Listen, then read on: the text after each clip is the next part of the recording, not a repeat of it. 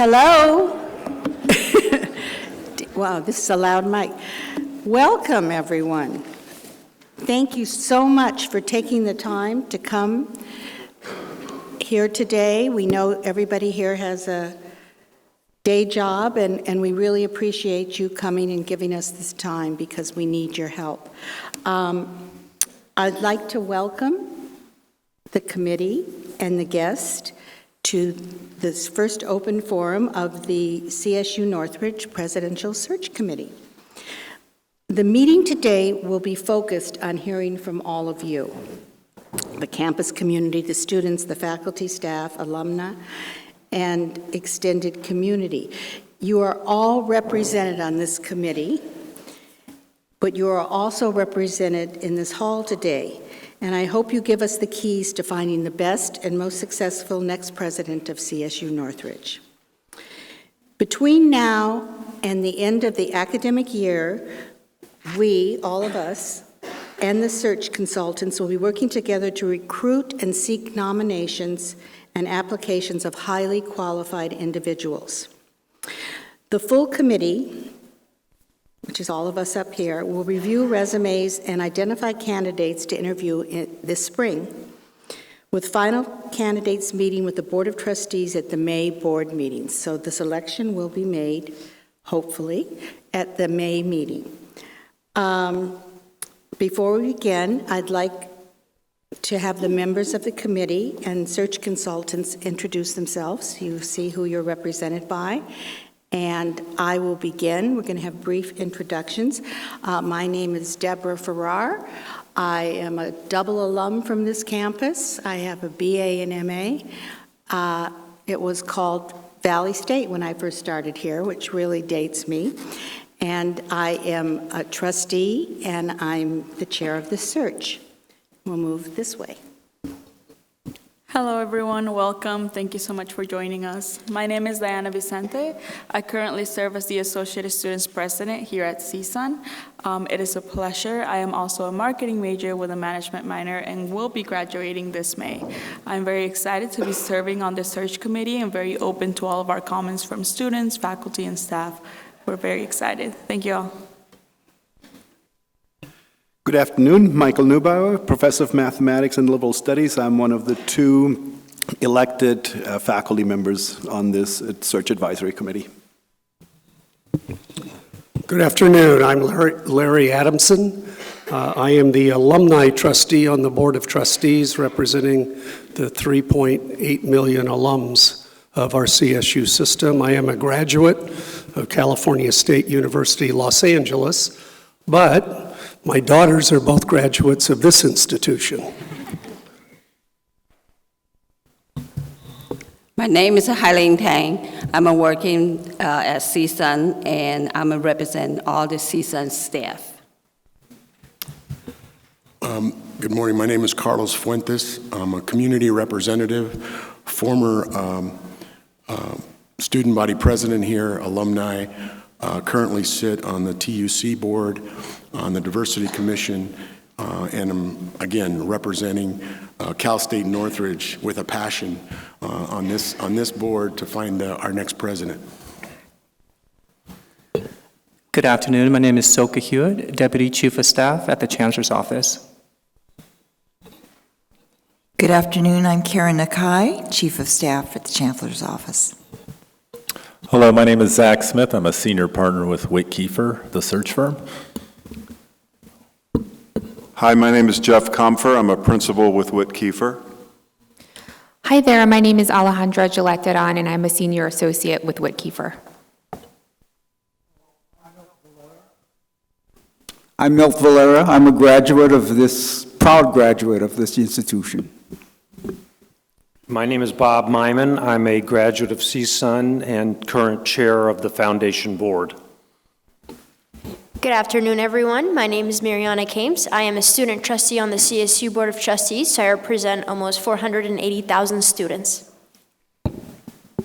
Hello, everyone. My name is Mohammed Q. Hataki, and I serve as the Associated Students Vice President. Good afternoon. I'm Evelyn Nazario, Vice Chancellor for Human Resources at the Chancellor's Office. Good afternoon. My name is Andrew Jones. I work at the Chancellor's Office in Long Beach, and I serve as the Executive Vice Chancellor, General Counsel, and Secretary of the Board of Trustees. Good afternoon, CSUN family. Thank you for coming. William Watkins, Vice President for Student Affairs. I'm delighted to see so many of you. My name is Cindy Chernow. I'm Alumni Association President and a double graduate from CSUN. Buenas tardes. Tomas Morales, President, California State University, San Bernardino. My name is Stevie Ruiz, and I'm a professor in the Chicano Studies Department, proudly representing the faculty here. Good afternoon. I'm Lillian Kimball. I'm the vice chair. I was born in Northridge. I went to UCLA, but was born in Northridge and still live in the San Fernando Valley.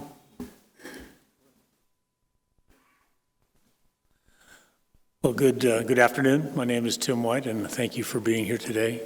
I am the Chancellor of the California State University, also on the Board of Trustees, and I'm a professor at Cal State University Long Beach. I'd also like to mention today we have another trustee here, Jean Furstenberg. Jean, raise your hand. She has come to hear comments too as well, so another person who will be witness to what's said today. We are going to spend the next couple of hours hearing from you, but before that we're going to hear from the Chancellor. Thank you, Deb. So this is actually a wonderful opportunity. You're going to have a chance to introduce yourself to your next president. We know that many of the candidates are actually watching in real time. This is all being webcast, but also we archive this proceeding, so as time goes on, people can go back and listen to the members of the campus community and what they are interested in thinking about with respect to the backgrounds and experiences and dreams of the next president of CSUN. We must approach this search with strict confidentiality. And the reason for that is I think everybody in this room and to whom you represent and those joining virtually, I think everybody seeks a great next president. And we seek to develop a deep and strong and diverse pool of applicants from which we have a chance then to choose the next president. But to build that vibrant pool in the way that university presidential searches are today, we're looking for somebody who's currently at the top of her game, somebody who is doing good things somewhere in this country, indeed around the world, who would like to be the next president here. And we know from experience and from the marketplace that we're searching in that they cannot disclose to their current place an interest in somewhere else without doing some damage to themselves or their current institution. So think about it another way.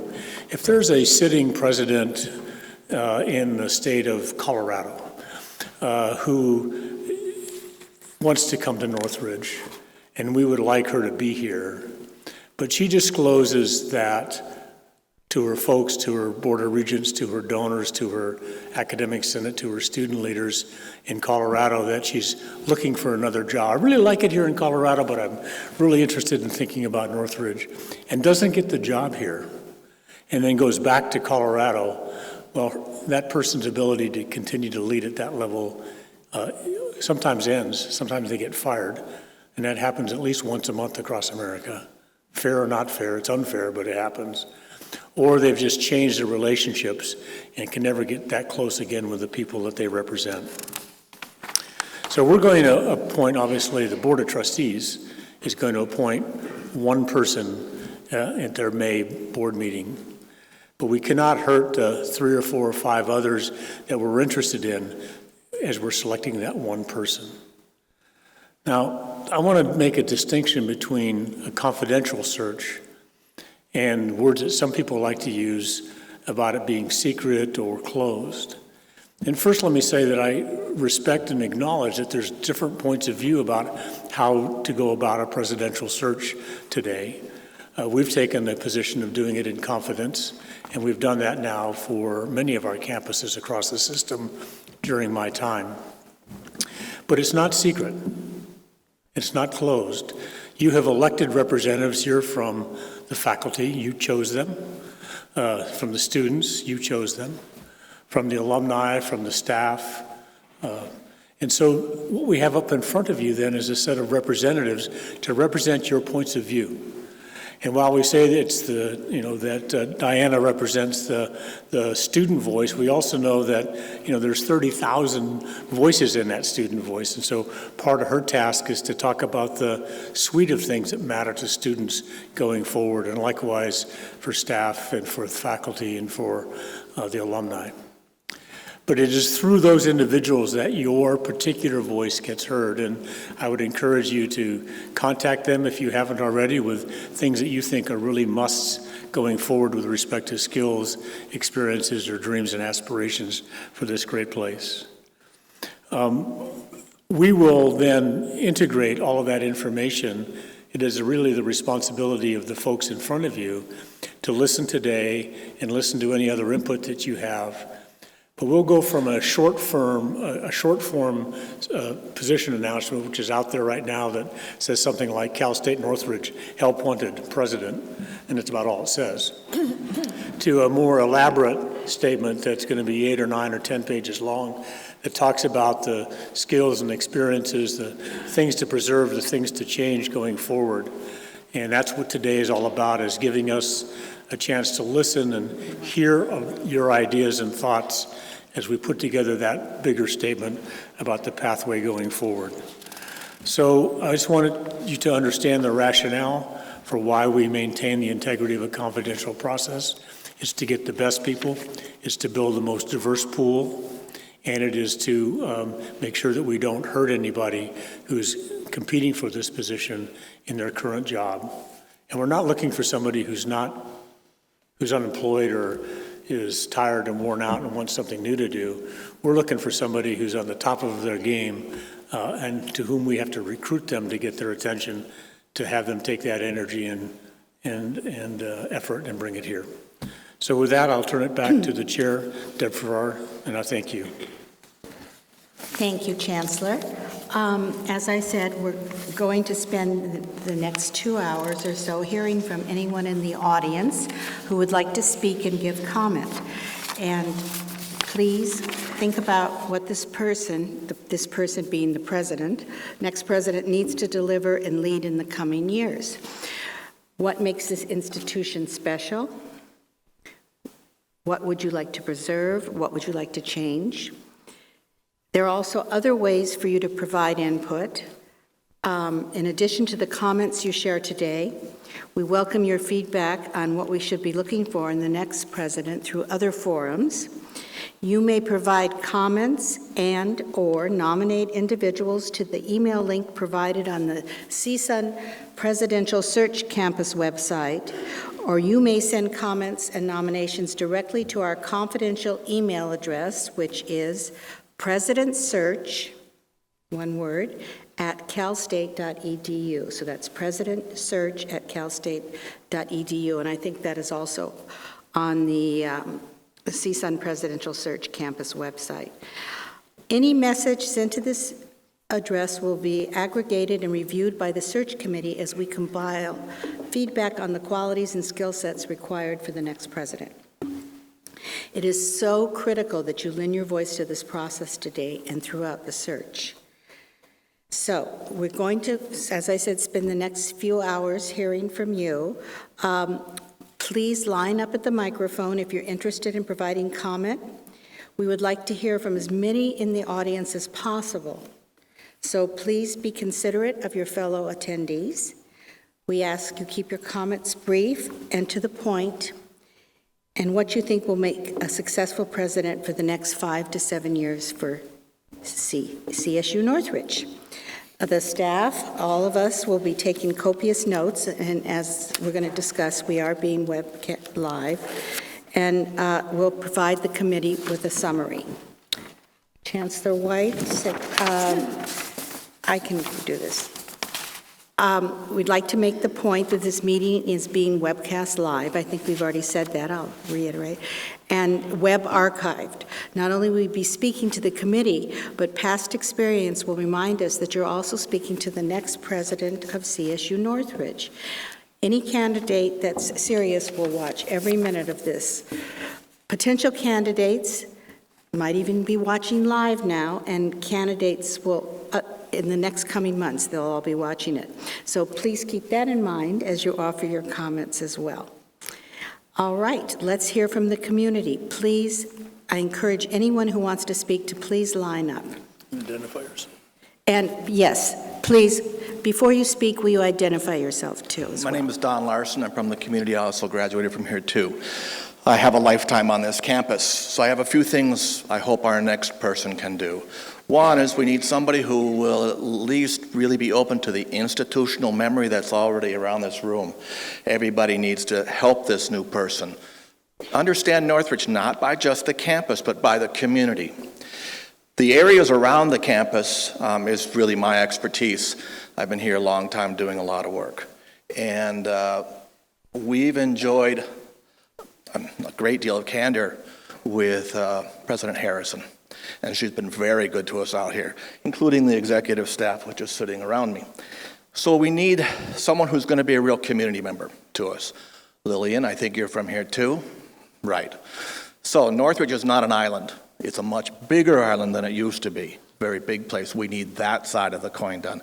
We also want to make sure that the next president follows along with some of the projects that the campus is doing, like the hotel, and we have a number of other things here that we need to get done. None of that can falter now. We need to proceed with all these things. Thank you. Good morning. My name is Jose Luis Benavides. I'm a professor in the journalism department here at Cal State Northridge, and I'm also a member of a group, an emerging group of faculty, Latino faculty members at Northridge that are not affiliated with the ethnic studies programs. And I want to make a plea for you, as a member of that group, obviously to call to your attention the shift in demographics of our serving area, and obviously the shift in demographics of the students that we serve. We are now a majority Latino campus today. 52% of our students are Latino. In our serving area, 54% of the students K through 12 are Latino in California, and 65% in Los Angeles. This is not something that happened evidently overnight. And we want a president that will be committed, obviously, to the success of all of our students, but particularly to our Latino students. And also, we want a president that will aggressively support Latino faculty members in our campus and also increase their numbers substantially. Today, we have 237, based on 2017 figures, 237 Latino faculty members across campus, which the university says it represents about 11.8% of all the faculty. If you remove Chicano studies, Central American studies, and the language programs, which really are meant to hire Latino faculty mostly because of the curriculum requirements, then that percentage drops to 8.1%, which means a lot of faculty members that are of Latino background really are in departments that are hostile to their being there, that are the only ones representing Latino students, and they are taxed with what our union representative calls sort of a cultural tax, right? A cultural taxation, meaning the student-faculty ratio of Latino students to Latino faculty is incredibly higher. It's 3 times higher than the average of the university as a whole, and in some instances it goes to the numbers of hundreds per Latino faculty, which means that those students will rely on Latino faculty for their success. We want the search committee and the people who are doing the search pay attention to this when you are looking for a new president of the university, and find somebody who has worked with Latino students and who has a record of helping Latino students succeed and also Latino faculty to succeed. Thank you so much for your attention.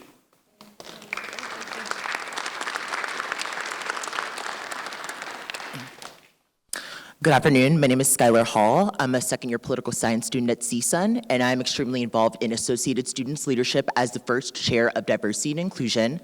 Something that I've noticed when talking to my constituents in my short time in office has been many students feel disconnected from the administration, and that leads to being disconnected from leadership, and all of such departments are so disconnected, and there is a distrust.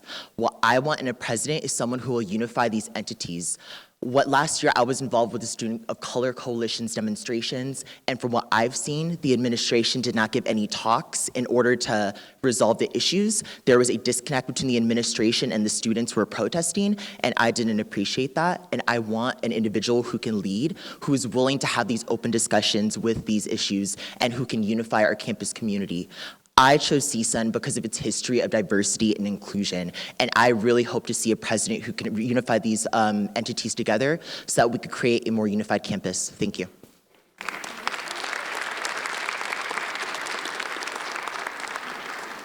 Good afternoon. My name is Marta Escobar. I teach in Chicano Studies, and I thought I would start off with a little bit of numbers because I think oftentimes numbers get people's attention.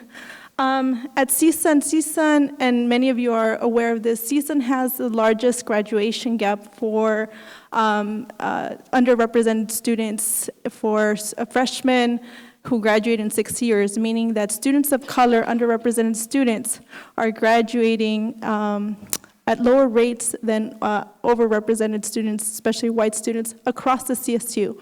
CSUN has the largest gap, right? We also have about campus, the last time I saw the numbers, approximately 75% students of color, but faculty are only about 30%, right? So there's an apartheid there that's happening where faculty of color are not getting hired, or if they are hired, they're not getting retained. We also have had a significant decrease in the number of black students on campus, especially since the numbers that I've seen since 2012. I think the number was a little bit over 7% at that point, and today we're about 4.6%. So we're losing black students on campus as well.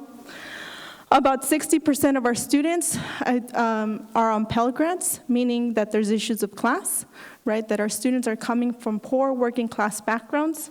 The study that was done a couple of years ago in terms of housing insecurity, 1 out of 10 students across the CSU is housing insecure. I've had to personally try to look for housing for students, trying to work with the administration, trying emergency housing, right? That's work that faculty have to take on because we need to meet the needs of our students, but there should be something better set in place for those moments of emergency, especially in the summer when those kinds of services are not there. So all of that to say that I think we need a president not only that values diversity, because everybody says that they value diversity, but that have demonstrated evidence of being anti-racist, that they can show in their record that they understand how racism works and that they're prepared to address that in our institution. We need somebody that understands the difference between equity and equality. Right? Treating people equally doesn't mean that they have equitable opportunities. We need somebody who's interested in equitable outcomes for our students. We need somebody who values transparency and is willing to have difficult conversations with the community, come to the table, discuss. Sometimes administrators are going to have to make difficult decisions, right? We understand that. But we have to be part of the conversation. And by we, I don't just mean faculty, but I mean students, faculty, staff. And often staff are the ones that have to execute some of those decisions, right? And they get a difficult job for that. And so shared governance, right? We saw with the EOs that there was a violation of shared governance. We need leaders, in this case, the president of the university, who's going to engage us in a meaningful, productive way and actually values shared governance. So we need somebody who's anti-racist, demonstrated evidence of anti-racism, who understands equity, and who's willing to have difficult conversations with us to move us in the direction that we need to go to really serve the students that we serve here at CSUN, which tend to be working class students of color.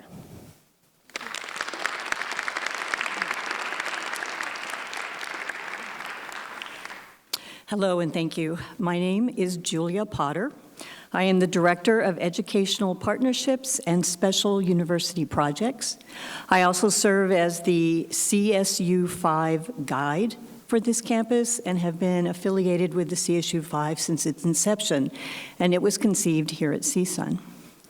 I also coordinate CSUN Innovates Interest Group, a group of 135 organically self-identified members of faculty and staff and administration who care deeply about the conversation of driving innovation broadly defined on this campus. So a presidential priority is expanding the existing external engagement infrastructure CSUN has built, including the CSU 5 and the CSU 5's Relay Institute, an institute that is built on the social justice platform. And it is the first multi-campus institute in the CSU, a true innovation for all of us, especially for our students and our faculty. A presidential imperative is inspiring the campus community of faculty, of staff, of students, and alumni to embrace, to build, and to fortify place-making connections, talent development strategies, and innovation activities and gasoline that keep CSUN not just relevant, but forward-thinking and forward-doing. There is so much that needs to be done. A presidential competency must be the ability to understand the return on the investment for our students and our faculty of the time and resources needed to engage, to collaborate, to learn, to listen, and to influence what is truly needed to deliver a robust, meaningful future for our students and our community. A presidential attribute must be the ability to welcome and to encourage, to champion and to celebrate the work of this campus community collectively and individually, the work and the impact of that on our region, on our state, and on our nation. Thank you. Thank you. A gentle reminder, and we're so happy to see the lines already around there, and others will get up. If everyone could just keep in mind that, keep their comments briefer, it would be most helpful, because we really want to hear from everybody. So we appreciate your comments, but just a little more condensed, please. Hi, I'm Karen Crowhurst. I'm a professor in chemistry and biochemistry. I'm also the current chair of the Research and Grants Committee, which is a standing committee for the Faculty Senate. So I'm going to speak on two things briefly, but from both, wearing both hats. So the first one is just, of late there has been a sense that most of the decisions and things on campus have been top down, and the faculty feel that we have, a lot to contribute. We are, on the ground, working directly with students, and so a future president would, be amazing if they would actually meaningfully engage the faculty and for input. The second thing I wanted to mention from a research perspective is, there's been an increased swell of concern about the research environment that has developed over time. There's a lack of research infrastructure, and just the transparency to some degree from some people's point of view of how things are done and how decisions are made with respect to research infrastructure. It would be good if the future president knows how important research is. It actually greatly increases the level of graduation that students have, and maybe understands that some students may actually stay slightly longer so that they could do research rather than being pushed out immediately, because it gives them better jobs. And it's just the infrastructure for research is very important, both from a faculty perspective to be able to teach much higher quality work from a direct point of view, and also from the student's point of view.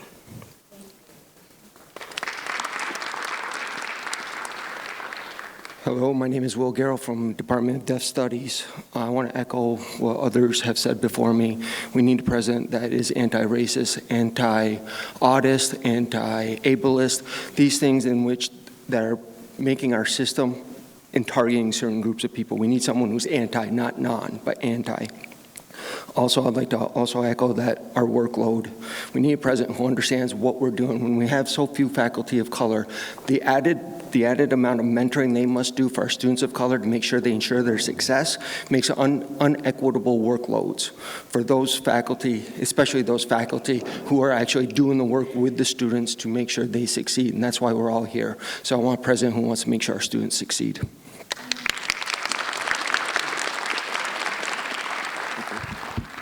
Hello, everyone. My name is Ruben Ramos. I'm with Students for Quality Education. I'm a public health major. It's my third year. I just wanted to say this afternoon, I think we need a president who is willing to put themselves in the same shoes as the students, like with foster youth or just youth in general that are coming from difficult backgrounds, and also keeping AB 1460 as a requirement in ethnic studies is very crucial for us. Coming from our places, like we all come from different backgrounds, and we just need a president that could actually just relate with us and actually care about like what we're trying to do with our lives, and not just think about financial or like what they're getting from the students. And I also think that we need more support for our DACA students and undocumented students, because I know that I have many friends who are always worrying about that, and it's not fair for a student to have to worry about, what their life is going to be like the next day. And I think we just need to, keep working as a team at CSUN. Like you all say, you all have diversity here, then, show it. Don't just say it. But thank you.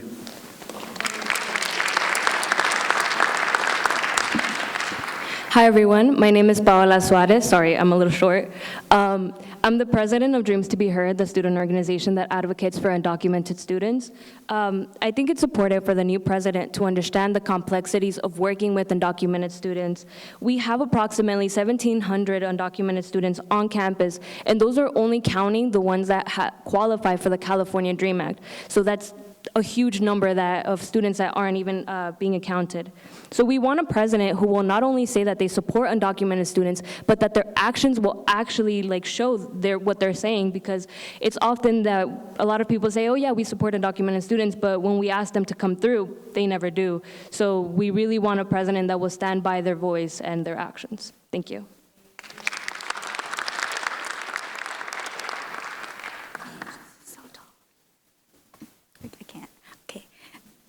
Good afternoon. Okay, there you go. Okay, so good afternoon. My name is Tammy Rasimiketi-Sak. I'm a double major in Public Health and Asian American Studies, a fourth year here and going to be graduating in May. So personally, I want to see a CSUN president who will actually value ethnic studies, because I personally believe that coming from a high school background that taught nothing but ethnic studies in our curriculum, the humanities and all of this, gave us a different perspective in how we can see things with all the issues that might be going on and how we can combat those issues. But I also want them to be transparent in what we're doing for the students as well. Like other people have mentioned, we want to be able to support the students who need it the most and also provide the opportunities, because I've been here for so long. I am a little nervous, but also I think that CSUN has a lot of things to offer for our students, but sometimes those who need the support will not have the support. So one thing that I know for sure is that our AAPI students dropped to 10%. So I'm curious as to why that might be the case. So I want to know why our students might not be continuing at CSUN or might decide to have dropped out. So I want more resources for our students who might go under the radar because of things like the model minority myth, or things like that they might not have enough resources or financial aid. Thank you.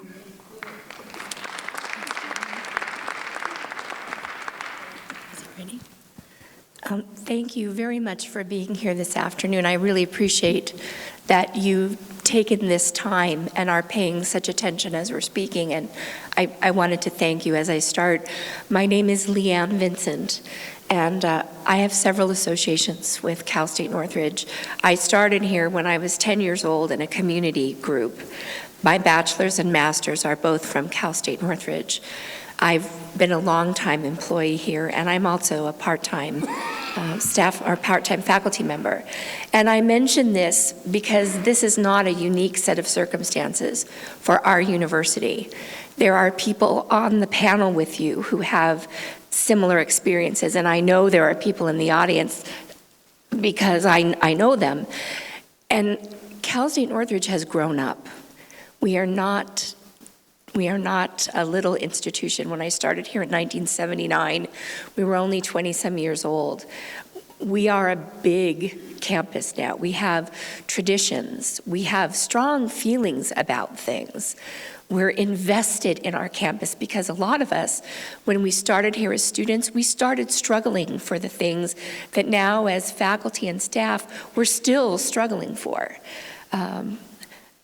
If I were to ask you for 2 specific things for a new president, the first would be that the president makes knowing us their first priority.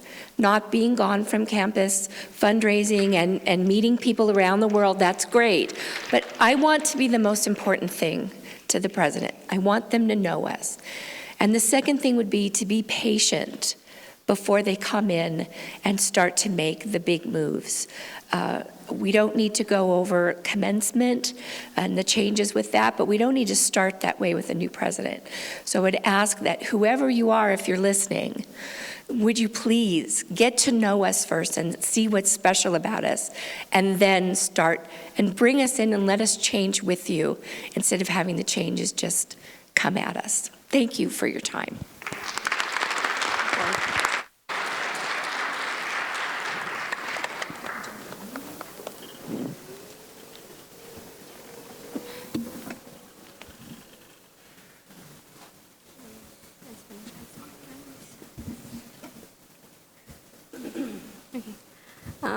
Hello. So I'm a first-year transfer, first-year generation student, and when I decided to come to CSUN, what mainly attracted me to this campus was, one, its diversity in the students and in the many programs that CSUN has to offer, such as in ethics studies. So when I heard that CSUN was looking into cutting the programs, that came to a shocker to me because, one, that's the only reason why I chose CSUN. Apart from any other UC, CSUN to me is more diversity and has more faculty that I can actually relate to. So for the new president, I want them to actually fund ethnic studies and also to fund DOC and undocumented students because, for one, we are a growing population for the undocumented community, and also I don't want to come to a campus that I personally chose because I can relate to the professors and to the faculty, and then out of nowhere not seeing them on campus. So that's all I ask for.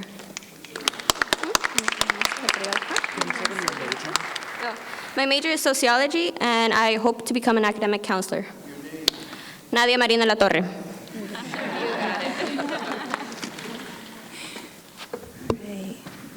Hello, my name is Rita Edenjog. I'm currently doing my master's in public health, and I have the privilege of serving as Associated Students Graduate Senator. So I have the honor of standing here by the graduate students. As well, since my undergrad, I had the great opportunity to be involved in research. I think the new candidate should know that CSUN has 2 and many other grants that actually support student research. And I just want to emphasize that the new person who come and lead us is not about faculty or programs trying to bring this, but actually institutionalize student research. Because our students, we are historically a teaching college. We are moving into that research institution, but we want to make sure that if a student wants to continue their education for their PhD, to get that master, to just get involved in research, they should know all their resources, so we should work together. And in that also, the second thing is that I'm also very into sustainability, and that is only about the environment. That is a very, critical point at this point as the nation and the whole world is going. But as well as like any time that there is a plan for the new president, the cabinet, faculty, staff, everyone, that we always have a really good sustainability plan, so it always goes for the long run. And that is it. Thank you.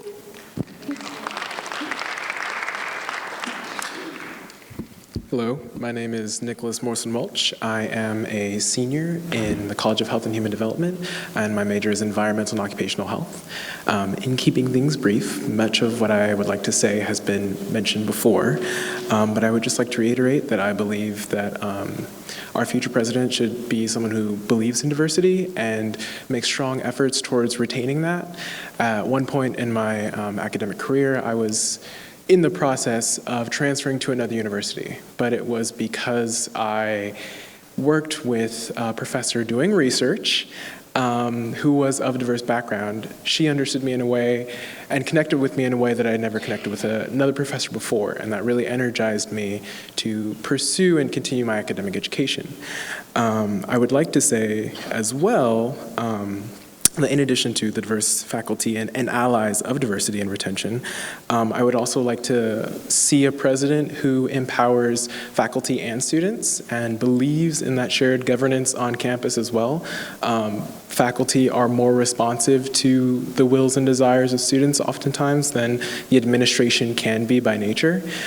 So I would like to make sure that they believe in the power of the faculty and the power of students and allow us to express our voice so that we can be a part of the institution that helps to shape us. Thank you.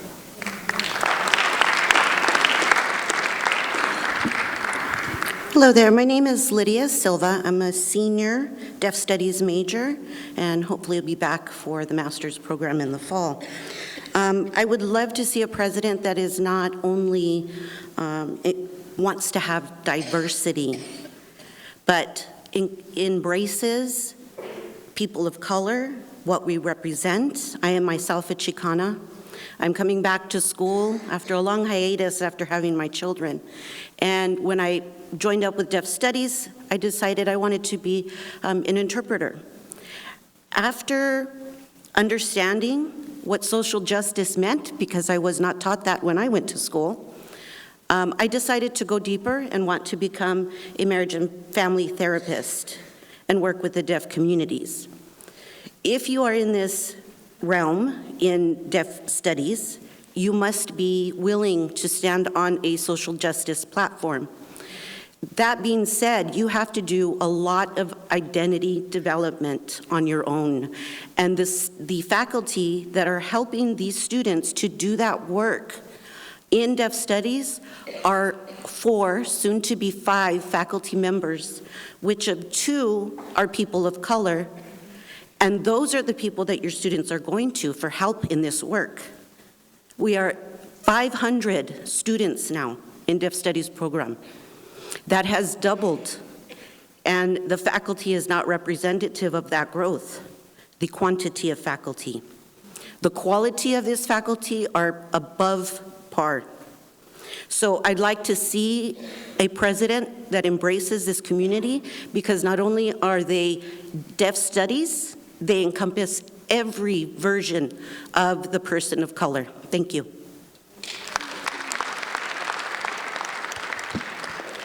Good afternoon. My name is Dr. Amy Lackey, and I'm an associate professor here at CSUN in Africana Studies. So a couple of things that would be great characteristics for the next president would be a president who's ready to stand up to the Board of Trustees and the Chancellor when executive orders are passed that are detrimental to our students. Example, Executive Orders 1100 and 1110.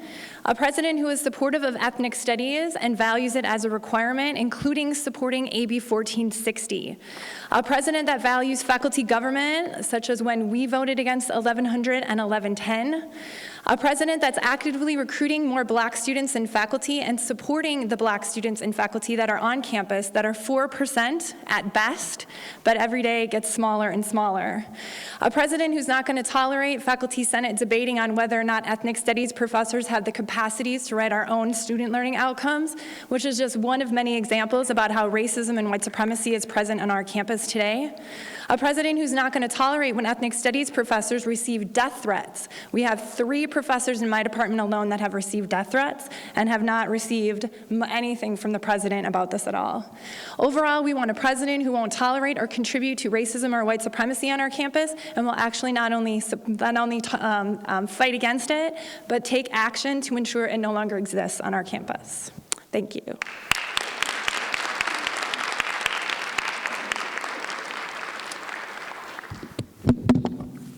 Apologies. There we go. Good afternoon. My name is Adam Gottlieb. I'm a community member, and I'm the senior manager for post-secondary initiatives at Unite LA, a regional nonprofit seeking to serve all students in Los Angeles. Since our inception in the 1990s, turn it up. Take it. Oh, there we go. The whole thing. Is that better? CSUN has always been a strong partner of Unite LA's and the LA Area Chamber of Commerce, which we have served as their education wing for the last 20 years. This has included presidents since 2008 when we started our LA Compact, a regional collaboration of higher ed institutions, K-12 institutions, districts, local government, and business advocacy organizations seeking to create opportunities for all Los Angeles students. President Harrison has been an exemplar of this, as in 2017, she signed off and gave considerate input on our CSUN Connections program, an opportunity for stopped-out students to engage in reverse transfer opportunities with the Los Angeles area, or excuse me, with the Los Angeles Community College District. We would like to give our input and say that we seek a president who is as dedicated to serving the community in the Los Angeles region as a whole. CSUN has always been a dedicated member of the Los Angeles family, both in the CSUs, the LACCD district, and the higher education, policy realm as a whole. So we hope that you will continue to work with us to help find a president that serves these goals of serving every student in Los Angeles, whether they're a CSUN student or not. Thank you.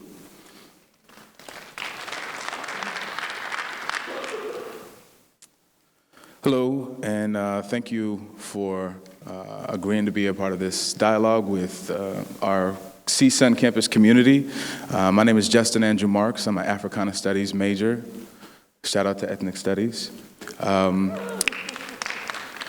wanted to keep it brief and try to be brilliant as I address you all.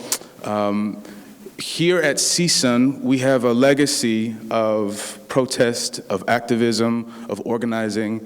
We have a legacy as being one of the first two campuses to bring about ethnic studies here within the CSU, with San Francisco State being our sister school in that sense. And we're celebrating the 40 years of that. But it did not come through benevolence. It did not come through magnanimity. It came through organizing, activism, and the occupation of the administration building. And I would want a CSUN president who can step into that legacy to recognize that here in Los Angeles County, we have the largest prison system in the nation, and that we have the family members, previously incarcerated folks ourselves who are coming out of prison, and we're looking to build a prison-to-school pipeline here at CSUN. Other campuses across the CSU have done it through Project Rebound. Here at Cal State Northridge, we have Revolutionary Scholars. Working with the Africana Studies Department and the Chicano Studies Department, the American Indian Studies Department, across our ethnic studies departments, we can look and see that here at CSUN that we still have room to grow, that the CSUN police just released their budget of $5 million, and that combined their staff and their budget is greater than all of the ethnic studies staff and budget combined. And I think that that's unfair, and it does a disservice to our campus community. It's something that we'd like to see this next CSUN president stand behind and stand with the students for. And to echo what was said earlier, just in terms of being able to actively recruit black students, as a black male student on this campus, having worked in South Central and in Los Angeles and Inglewood, sometimes I hesitate on whether or not to recommend my students to come to Cal State Northridge. Will they graduate? Many come, but who will graduate? It's been a battle for me. Through ethnic studies, I've been able to find and receive support, but it's not been easy. And so I'd also encourage that any president who comes to this campus recognize where they're at. And you know, we have an undefeated football team, and we have some other things that we're proud of. So we'd like to continue building on that legacy.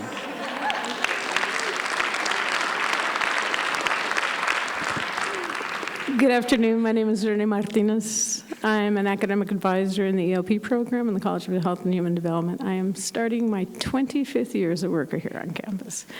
I know, huh? but actually, and I also have a son who's starting his freshman year here.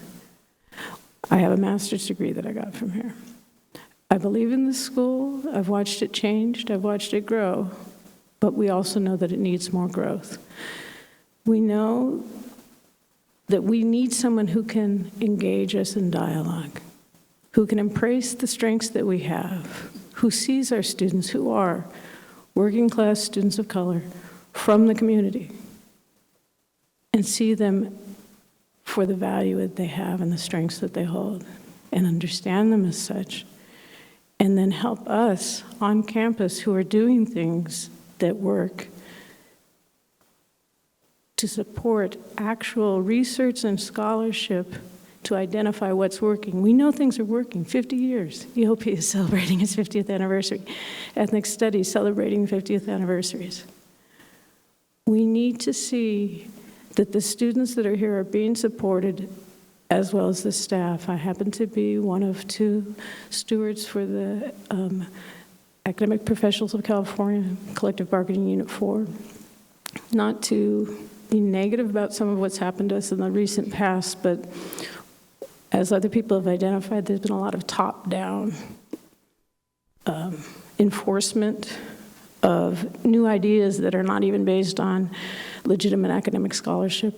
We'd like that to change. We'd like to have a moment where, especially, and I have to say people in my bargaining unit who are advisors and other support staff, many of whom have graduate degrees, masters, doctorates, are not consulted or not engaged. And we need that to stop because we're the people who are on the one-on-one level with our students who see and know what's going on. We need to be part of those conversations. We need to be supported for professional development, as do our faculty, because the change is going on. LA Unified right now this year is almost 80% Latinx. Our incoming freshman class, undergraduate, is 60% Latinx. We are the future, right here, right now. Northridge, we are the model.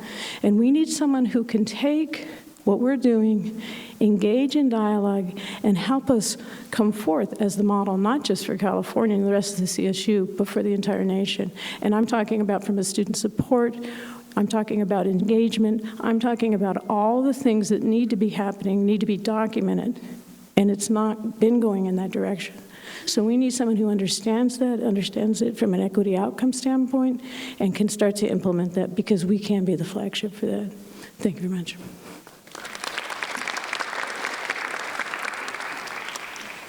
Hi, my name is Juan Carlos. I'm a first-year freshman. My major is CTVA screenwriting, and I really want the next president to understand, as said before, the history of this school and understand that the 50 years of ethnic studies that programs like EOP and the students who protested and fought for those classes, I want the next president to be in favor of AB 1460, because not only will that make ethnic studies mandatory, but since more kids are going to be taking these classes, it will help fund these classes. I also want to bring an emphasis on the homeless numbers. 1 in 10 students are homeless in the CSU system. I was one of those students. I remember sleeping in classes early in the mornings just because I needed to go somewhere safe, going to Starbucks, going to like Fruity and Sip just to charge my phones every day. I'm a proud EOP student. I am a proud Mechista. I want the president to understand that our campus is full of diversity and to understand the problems that these low-income kids in our school are dealing with. Thank you.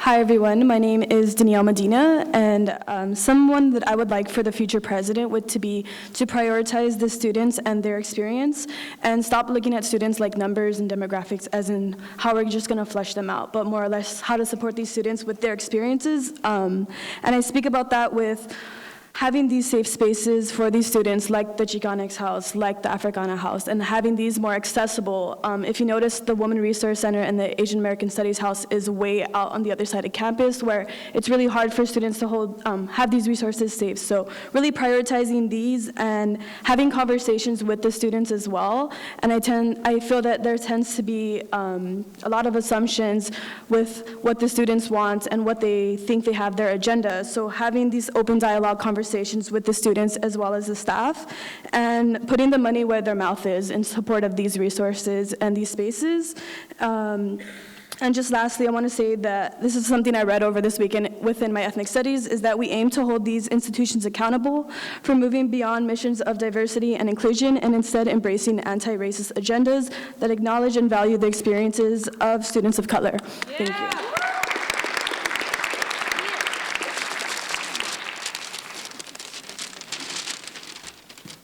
Hello, my name is Stephanie Barbosa. I am a third-year double majoring in marketing and Chicanic studies.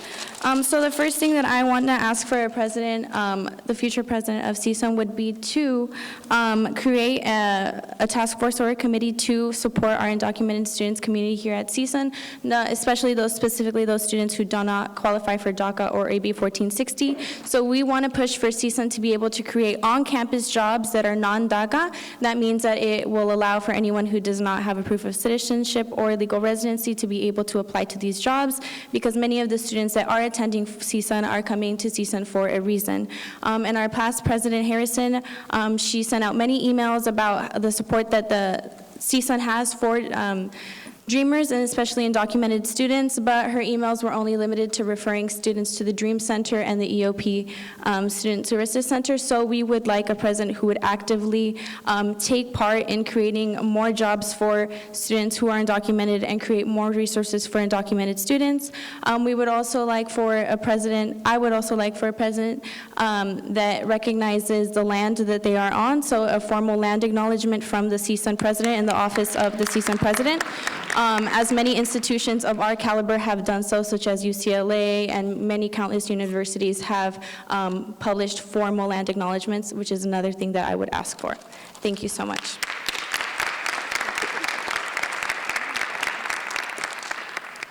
Hello, everybody. My name is Raven Freebird. I'm a citizen of White Earth Nation, Mississippi Band of Ojibwe. For me, I want a president who does not see the position they are in as someone who is in power, but rather someone who is responsible for a community they also belong to. I feel like we lack a lot of Native American representation. Being from White Earth and Ojibwe, like I hardly see any other natives outside of like local tribes, and I feel like we need to do more to recruit those kind of people, because we have a really outstanding American Indian Studies program, and we don't have access, like other natives don't have access to that. I feel as though from previous demonstrations from Student Color Coalition, American Indian Studies, and other organizations I'm a part of, we need more support from administration instead of someone just like kind of pushing us aside. I feel as though the president needs to address homelessness even more. A CSUN president should also feel responsible to prioritize students more. As I came here to CSUN, I was like, when I worked for PPM, I was allotted 40 hours during the breaks, which has helped sustain myself. And I had other faculty members who also were former students here, and they didn't get, they cut our hours to 20 hours, even though knowing that it would, it would sustain ourselves. So I feel like they should stop cutting hours of students. We need a president who supports ethnic studies in AB 1460. We need more financial opportunities for former foster youth, which leads me to affordable housing around CSUN. A dorm room that's the size of a closet with 2 bedrooms for $1,000 is ridiculous.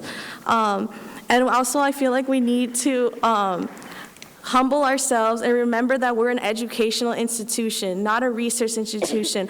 And what I mean by that is CSUN gave me a chance when no one else did. And I feel like we need to stop holding our standards, stop raising the standards for students of color and people who come from minority backgrounds. Stop denying them, because the standard's just getting higher and higher. But remember that there's a lot of students left behind as those standards get higher. And a lot of my community members who I went to high school with, they don't come to CSUN anymore. And we don't have STEM programs like a lot of other students that y'all are accepting. I feel like we also need a president that remembers that we're a community and that we need to become a community again, because there is a big divide between administration and students. Also, we need a president who recognizes whose land we're on, which is Tatavian land, and help the Tatavian nation also, not just land acknowledgement, but also to help that nation as well by sending them tutors, maybe extending a land grant to their students. And that's it. That's all I have to say. Hello, everyone. I'm Jennifer Maren. I'm a child development major here at CSUN. First of all, I'd like to say that everything that everyone mentioned is extremely important, or that's how I feel. But another thing, and I'll try to keep it short and simple, I feel like we really need someone who will improve the safety of CSUN. I know a lot of us here, CSUN is like our second home. Sometimes we spend more hours on campus than we do at our actual home. And so we hear all these crazy stories happening on campus, and it makes us feel unsafe and unsettled here on campus, and that's just not fair. We really need someone who will improve the safety of the CSUN students.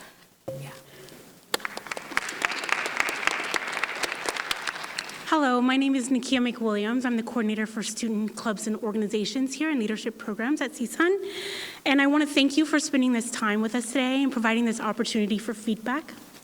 My hope for the next CSUN president is that they will see CSUN as a minority-serving institute, a president who will allow services to support the success of all underrepresented students by honoring equity in these ways.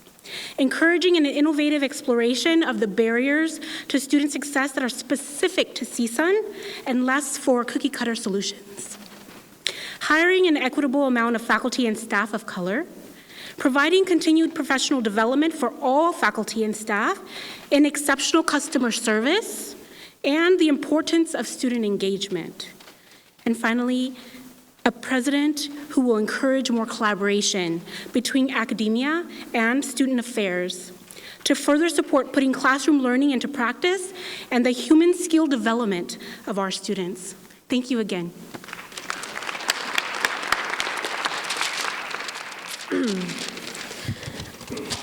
Sorry, I need help. All right, you got this. All right. My name is Kelly. My pronouns are they, them, double majoring in Central American and Chicanic Studies. I want to see some president who isn't afraid to stand up to the fascist and white supremacist chancellor and hold their colleagues accountable, and also to support and fund ethnic studies on this campus and to support AB 1460. That's it.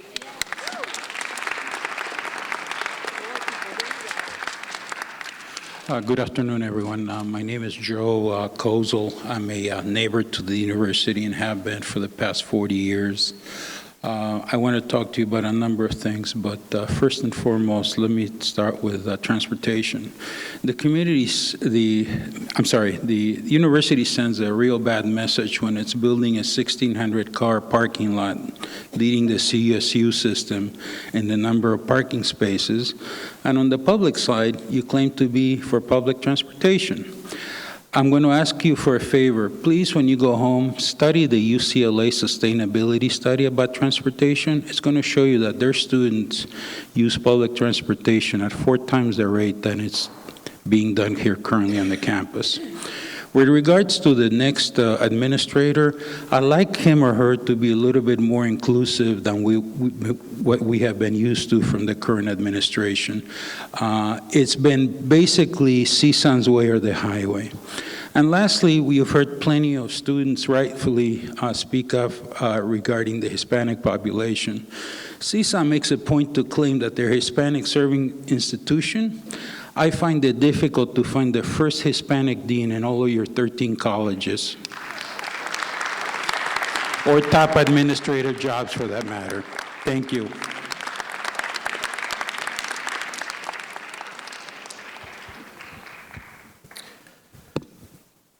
My name is Gerald Judy. I'm in the Department of Sociology. I have been here for 50 years. So Trustee Farrar, I was here when this was called Valley State. In fact, I was here when many of our departments were in Darby Annex because the state wouldn't give us enough money to build offices. And to put this in perspective, the first year I was an instructor here at Cal State Northridge, William Watkins had just been elected student body president.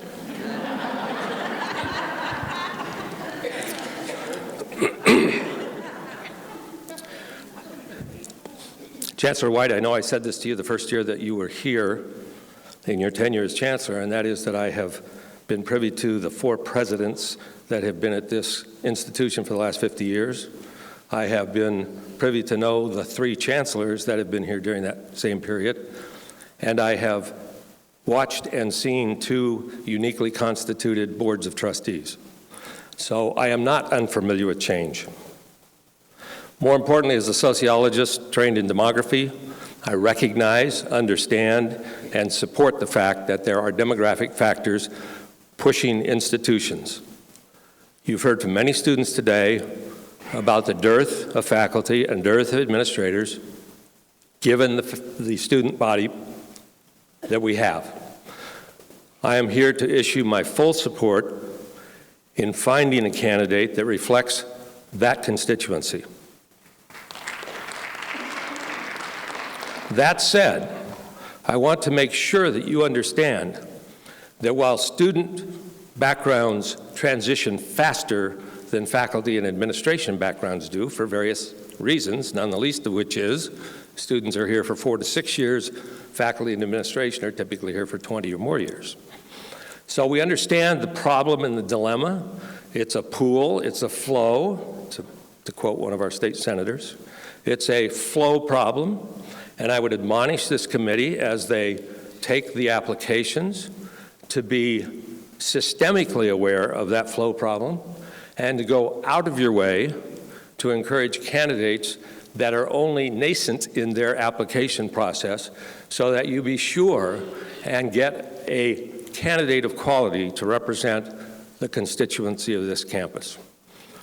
That's my first point. My second point has to do with an interactional issue. And I want you to take these as observations, the long look of 50 years of seeing the CSU. I am one of the statewide representatives for this campus to the Long Beach Statewide Senate. I'm also a legislative specialist, which puts me up in Sacramento quite a bit to talk to everybody from the governor's office on down.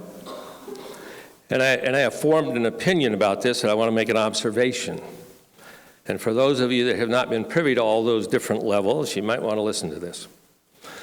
I believe that there is a disconnect both between the legislature and the board and chancellor's office on the one hand, and a disconnect between the chancellor's office and the board of trustees and the campuses on the other hand. This is how it plays out.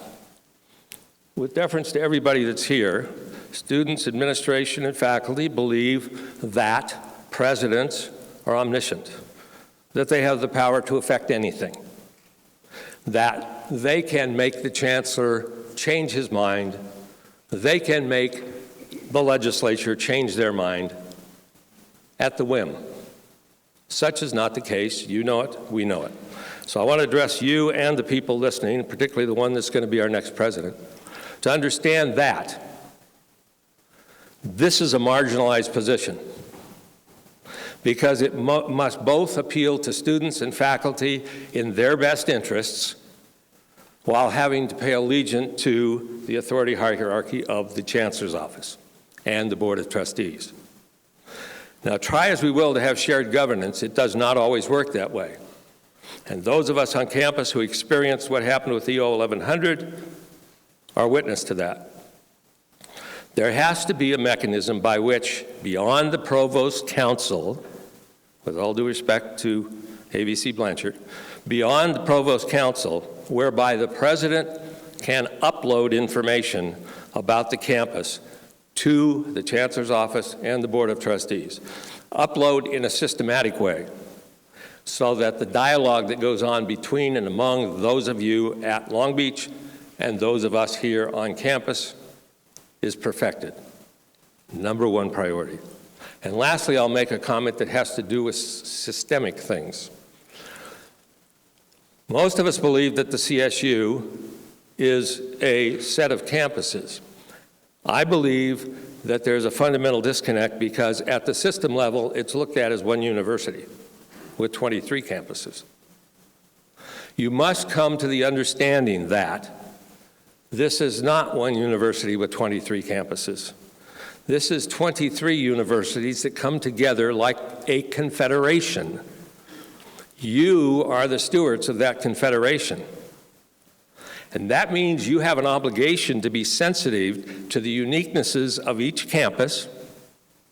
You have an obligation to seek out information, not wait for reports at the Board of Trustees, but seek out information that is relevant to and consistent with the constituencies of each campus. SLO is not Cal State Northridge. Cal State Northridge is not San Diego State. And as soon as you realize that, I think we'll have a different dynamic between your side of the ledger and our side of the ledger. Thank you for listening.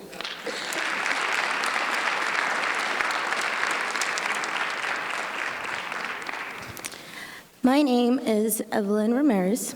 I am a Deaf Studies major, and I would like a president, we will all like a president that understands that yes, there is different ethnicities in our school, but there's also different cultures, and inside those different cultures, there's a deaf culture.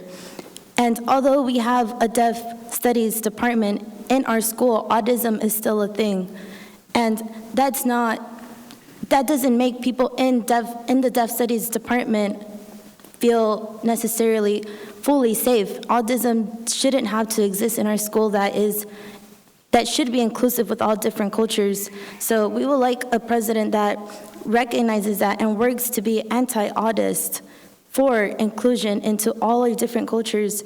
The Deaf Studies department at CSUN is nationally on the top for Deaf Studies in this place.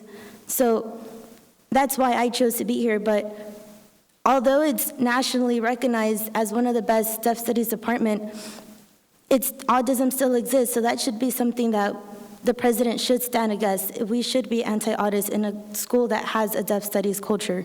Thank you. Hi, my name is Susan Fitzpatrick. I'm from the History Department. I'd also like to thank you all for giving us this opportunity to have an open forum. I want to begin by saying that I second all of the things that people have said about the need for greater commitment to anti-racism on this campus, and that's something that we have obviously not seen in the last few years. There's been a lot of talk about it, but there really hasn't been much actual commitment. I would also encourage and hope that whoever the president is can really look at the complexity of the campus. We have 35,000 to 40,000 students. We have a multitude of different departments. One of the challenges that I think that we're confronting structurally is that our faculty at the tenure line are down to 35 to 38%, which means that the vast majority of faculty on this campus are now lecturers. And they do a tremendous job with what they can, but they're overworked and they're paid roughly half of what tenure line and tenure track faculty are paid. We're not going to resolve the issues around the lack of diversity among faculty unless we begin to hire and look seriously at the fact that we don't have enough faculty. That's not just true here, that's true across the CSU. I would also encourage them to look at the fact that I don't know the study of this, but the vast majority of the faculty who are tenure and tenure track are over the age of 50. Most of us are going to be retiring in the next 15 to 20 years. If whoever runs this system and university does not look at that, we're going to look at a serious institutional decline. I would also ask that whoever becomes president of the university, while I recognize that this is not primarily her or his responsibility, that this is probably the provost's responsibility, but that they look very closely at what's happened with the budget on this campus. There is a tremendous lack of transparency across the board. It's very difficult to know who's getting money and for what. This was compounded by the EO 1100 and EO 1110. EO 1100, the push for 15 units, was not accompanied by an increase in funding that would pay the difference between the 12 or 9 units and 15 units. So we have to offer more sections with fewer tenure and tenure line faculty, more lecturers, and larger sections. That in itself undermines both the potential for quality education and increases the achievement gap. There was also no accounting for what the impact of eliminating developmental classes overnight would be on our underrepresented faculty. And the idea that we could replace those by adding more counselors, more advisors, was based on nothing except some desire that was not articulated in anything documented, no research. So I would ask that whoever becomes president really look closely at what's going on this campus. And as many people have said, really listen to people. Listen to the fact that you had an abundance of faculty and students talking about the disparities in terms of the number of faculty who serve underrepresented students. We reproduce in a dramatic way the inequality of our society. We have a small percentage of tenure line and tenure track faculty and administrators who are quite comfortable and not wealthy, but comfortable. But relative to what the lecturers are experiencing and then relative to what our students are experiencing, we're just reproducing that same hierarchy. And so whoever takes this position or applies for it needs to look at that seriously. That's it, and thank you again.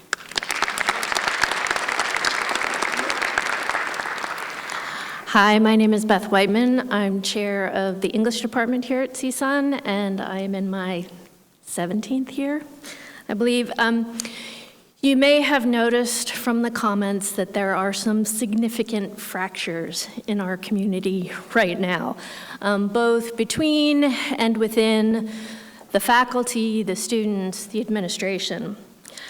So what I would ask for in our next president is someone who knows that coming in, who understands that, and who can bring us proactive and compassionate strategies for addressing those fractures and for healing those fractures.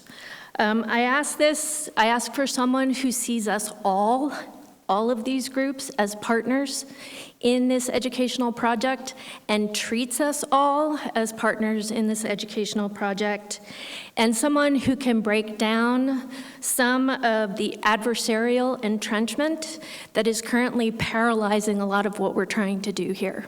Thank you. Hi, my name is Celia Valdez. I'm double majoring in creative writing and Chicana studies. I am an organizer with Revolutionary Scholars and Students of Color Coalition. First of all, coming inside this building, I felt over-policed by having to leave our hydro flask and been told that they're gonna be used as weapons. I felt like as students of color, we were over-policed and hyper-criminalized. But I want a president who is going to be for students of color and not just claim those orgs and do nothing to support those students. Faculty has already voted no confidence twice against President Harrison, and that just goes to show how she wasn't involved in our community at all. And we need to stop to executive orders, because I already spoke to students about that they were failing the math classes, that they weren't able to take developmental classes, and they failed out of those classes. So that just goes to show that LAUSD also doesn't prepare us, but that just is taking students of color out of institutions, and it's attacking students of color because most of the students failing out of those courses were students of color. What else did I want to say? And we need a president who will listen to students of color, not the Chancellor Timothy White. We need an anti-racist president on campus. And we need to support formerly incarcerated students and systems-impacted students. We need a president who will be there for students. And we need affordable housing for students, because it's ridiculous how much students have to pay for housing, and I don't think that's okay. And we also need to stop for the 4-year requirement of quantitative math and LUSD and in the K-12 system, because I didn't even get 4 years of math. I only got 3, so that would have already pushed me out from applying to the CSU system. And that just goes to show how LAUSD and the K-12 system is super underfunded for students of color. And I just want a president who will support AB 1460 and stop these executive orders, because if it wasn't for ethnic studies, I wouldn't even be here. I would have been dropped out of college. Thank you.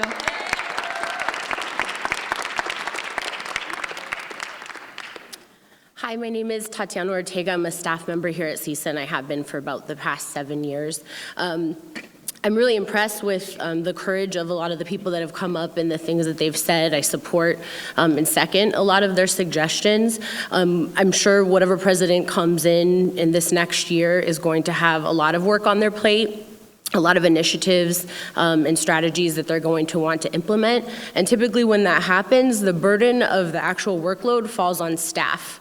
And we've talked a lot today about students, and we've talked about faculty, and staff is always kind of mentioned in passing. So I guess my one request for a new president, should this be our current collective bargaining extend past this summer, which we know that conceivably could be true, is that our next president comes out in full support of restoring salary steps, unequivocally across the board. That's just something that I feel would be the #1 way to show staff here on campus that they are supported, since we are severely underpaid and we do a lot of the bulk of the work that keeps the cogs in this machine running. Thank you.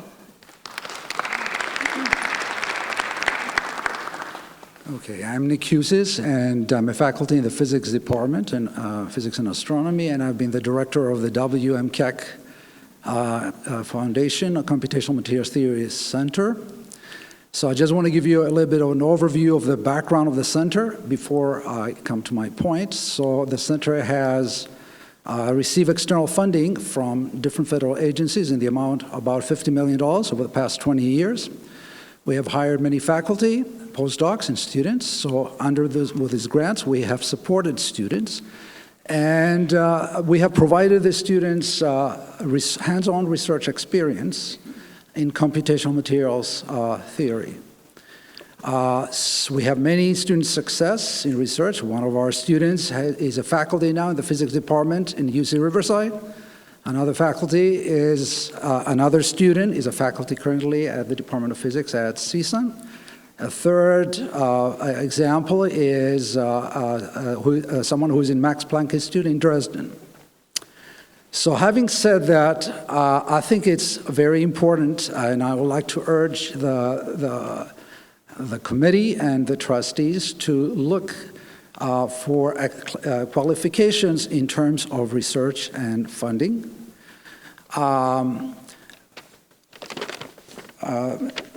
I know some people in this audience believe that we are a teaching institution, therefore research is not important. I completely disagree. I think research, first of all, provides opportunities for students. We have examples of that.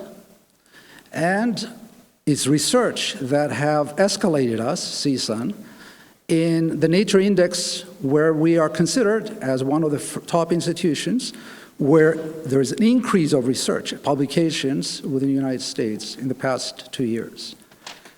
I think the search for the candidates, we should look for candidates that have been active in research, that have a demonstrated record in scholarship. They view positively research and funding, and also provide incentives for research. Thank you very much.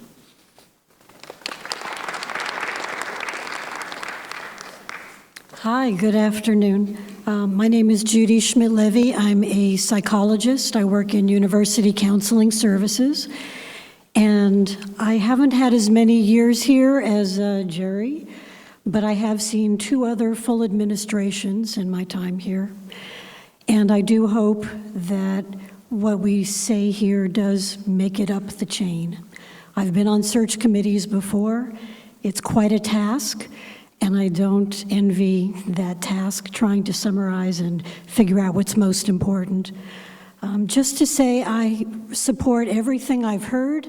I think there's a whole lot of needs that have to be satisfied by a university president for a campus as diverse as ours. So they're all very important. The one perspective I haven't yet heard is what your students bring with them, what they carry around with them when they come to the classroom. And I want to remind the CSU of their 6 operational priorities and the one we call student engagement and well-being. And that's where counseling comes in. You're not going to be able to focus in a classroom If you're thinking about how you're going to support your family while your parent is in jail, or dealing with alcoholism, or taking a 2.5-hour bus ride from South Central to come to campus and leaving at 3 in the morning, getting up at 3 in the morning, leaving by 5 to make it here for an 8 a.m. class. So there are some very, very basic needs that students need. We need to provide support for those students. And it has to do with the housing and food security, safety, all those things. And we need a president who can acknowledge that and support that as well. Thank you. Hello, my name is Verlina Tate. I'm a first-year college student, and I want to emphasize the word integrity. I don't want a president who has application fillers or something that looks nice on their resume. I want someone who is about what they say, because anybody could put some community service or some research projects. I want someone who is active, has been active, and will continue to be active. Also, to acknowledge the fact of diversity. Our last president highlighted the fact that diversity was so important to this campus, but I have to walk all the way to campus, across campus to go to the Black House, or we don't have a lot of events. So when you highlight something, that should be your ultimate priority, is integrity and diversity. Also, we should keep in mind the fact that Black students were only 4% of the campus. And when you say integrity, when you say diversity, I want the president to mean it. Also, too, I was a part of all of the protests that went on last year, which shouldn't went on. If you say that you are for diversity, when students bring a problem to the table, this could have easily solved that. A simple forum, a conversation, transparency, not going to do things that you want to do behind students and faculty's back, being transparent. Because as president, you're supposed to be the model of the school, not someone who works and does what the chancellor says. Thank you. Hi everyone, how are you? My name is Dion Turner and I'm the president of the Black Student Leadership Council. I think that the next CSUN president needs to be a president of action and a president that believes that students can exist in more than one lane and that all students are beautiful no matter race, gender, sexual preference, or religion. The next president should be the president of the people. A president is more than just a title. A president is a teacher and a facilitator of learning. Black students at CSUN need someone who's going to listen to them and make them feel supported. Being that I've been told our CSU has the most Black students and the amount is less than 10%, maybe even 6%, I believe we need a president that sees this as a problem and will do anything in their presidency to fix that, rather than create new problems that everyone else will be responsible to solve. We as Black students need a president that has personality, that is heavily active in the CSUN community, and that makes students smile. Someone who knows that the job of a leader isn't always the ideas that they bring to the table, but the job of a leader is to create spaces for those behind them and to find themselves and create opportunities for others like them. I'm hoping that the committee will be a little bit more diverse, because what I see right now is not 100% representative of our campus. Diversity isn't making equal space for everyone. Diversity is recognizing individuality and celebrating it. I want a president who wants to work on these CSUN parking tickets, because no student's car should ever be booted because they can't afford a parking pass. I hope that you take a lot of what I've said into deep thought as we choose a new president for CSUN.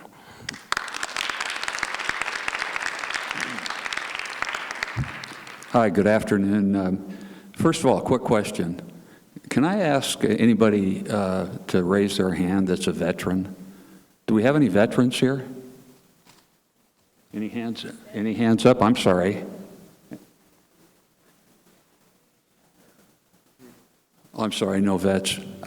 Do we have any law enforcement officers here? Raise your hand, if you would. None? Well, that's why I'm here. What I would like to say briefly, and I'll do so with little pomp and circumstance, is I spent, since I was 9 years old, working. I've worked in the hay fields, I've worked in the canneries, and I've even worked in a brewery or two, and I like my beer. That said, I can relate, I think, to everybody here. As a Marine Corps captain, I was badly wounded, and I still am 100% disabled. As an FBI agent working in Newark, New Jersey, Baltimore, Maryland, New York City, Washington, D.C., I was shot in the face by a bank robber. I was wounded. You see, that's why I ask about what we can give to our university as opposed to what they should and must give to us. I have worked with all colors, all ages, all genders, all backgrounds. I would like to ask that the university consider the leadership characteristics and practical real-world accomplishments in their president of somebody who may have served their country as a vet, for somebody who may have served their country in public service for over 50 years and may be disabled but sharp as a tack and brings to the table the following attributes. Number one, real-life experience as a veteran. Number two, real-life experience protecting us all as law enforcement.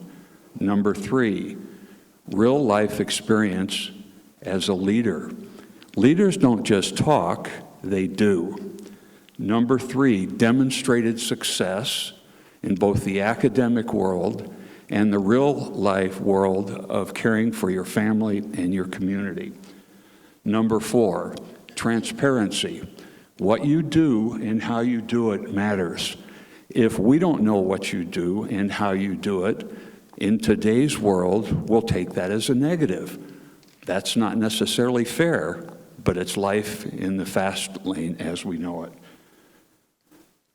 Next one, fundraiser. You've got to get somebody in that knows business. You've got to get somebody in that can pay the bills. This place will collapse under its own weight without proper funding. That could be housing for the kids. That could be new programs. It could be maintaining the floors in the gymnasium. As I walked over here, I got lost, which at my age of 76 and my particular temperament isn't unusual, but I went into the gym. What a great gym. What a terrific physical facility. What a tremendous campus you guys have here, and you're really lucky. I'm accredited to teach at UCLA. I teach in the graduate program at Webster University at the Air Force Base. I've taught at other places. I ran all the police training for the FBI worldwide. I know about teaching, and it's not all about taking, it's much about giving, and I hope to teach here eventually. The last thing I'd like to mention is I'd like a president of this fine institution who understands the Constitution, freedom of speech, ability to talk within the law and or change the law, understands the Bill of Rights and the general rule of law. Great university, but leadership is also from the top down and from the bottom up. And as an instructor and a citizen and a grandfather and a taxpayer, I wish you guys the best of luck, and so too you guys out here. Great points, very interesting, very thoughtful. This place builds not only character, but it prepares us all for jobs. And I would hope the practical side of American colleges and universities would consider the need to be employed upon departure. Thank you.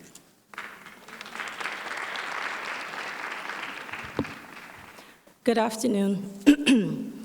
My name is Michelle Best, and I'm a professor in the Department of Recreation and Tourism Management, and I'm the chair for that department as well. Before I address what I would like to see in our new president, I would like to say that I believe water is a basic human right. And I'm curious about why the CSUN community was not allowed to bring water into this room, but I can see water in front of all of you. That being said, I would like a president who appreciates that our students are individuals and that this is a university, a facility of higher education, and we are here to educate students not just in the classroom but outside of the classroom as well. On this campus, we talk and we advocate heavily for deep, impactful experiences for our students. Not just experiences in the classroom where we facilitate academic knowledge, but the experiences outside of the classroom that help to support their learning in the classroom as well. We speak about it a lot. We don't provide sufficient resources to allow our faculty and our staff to provide those experiences that our students benefit tremendously from. We know students benefit from these experiences. The research shows that our students benefit from these experiences, but we haven't supported these experiences enough. So I would like a president who appreciates the opportunities that we can provide our students for those kinds of experiences and supports them not just verbally, but allowing us the time and allowing us the resources to offer those kinds of opportunities to our students as well. Thank you.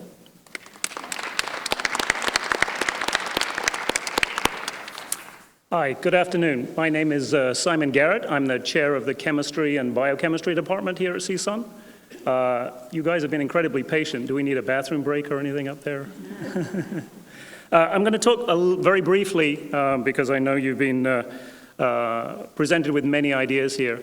Something that's probably not going to get much applause, probably not something that's going to get a lot of cheers, but something that I think is very important, and that's academic integrity and academic rigor. I think that the university depends strongly on the rigor of its programs. And I think our students are elevated if we can make our programs rigorous and have high academic quality. I think that's the most important thing for our students to get good paying jobs, graduate schools, medical schools, whatever it is when they graduate. So with that in mind, I think it's very important that our next president keeps her eye on the internal budget of the departments. In chemistry, we've seen our budget decline nearly 30% over the past 5 years. The baseline budget, that impacts our programs enormously. We are an accredited program, but to be able to maintain that accreditation, we have to pay for it. And so the quality of student education is going to diminish if we can't pay for those things that we need to do. If we need to water down our programs just so that we can pay the bottom line. Our costs don't go down, our costs go up. And I think we're doing the students a disservice if we have to keep revising our labs, changing our classrooms, purely in the sake of saving money. That's it. I just hope that the next president will keep that in mind when he or she takes office. Thank you.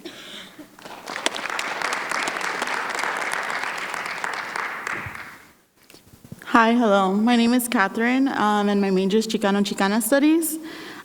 So I come from a low-funded high school, and so we had no ethnic studies courses in that high school. Coming to CSUN has been a big adjustment for me, and I haven't had the best K-12 education, so it really started there. So coming here was already difficult alone. So taking and learning about ethnic studies has been impactful on my education and my motivation to be here. If it wasn't for those amazing professors that I met and I'm currently taking in ethnic studies departments, I probably wouldn't be here today, and I most likely would have dropped out after my first semester. Ethnic studies helped me feel welcomed here on campus, and I would like a president that is constantly fighting with the students against other EOs and other policies that is a threat to ethnic studies and through an extension to students of color. I also want a president that would prioritize mental health and the mental health counselors at Bramey and Hall.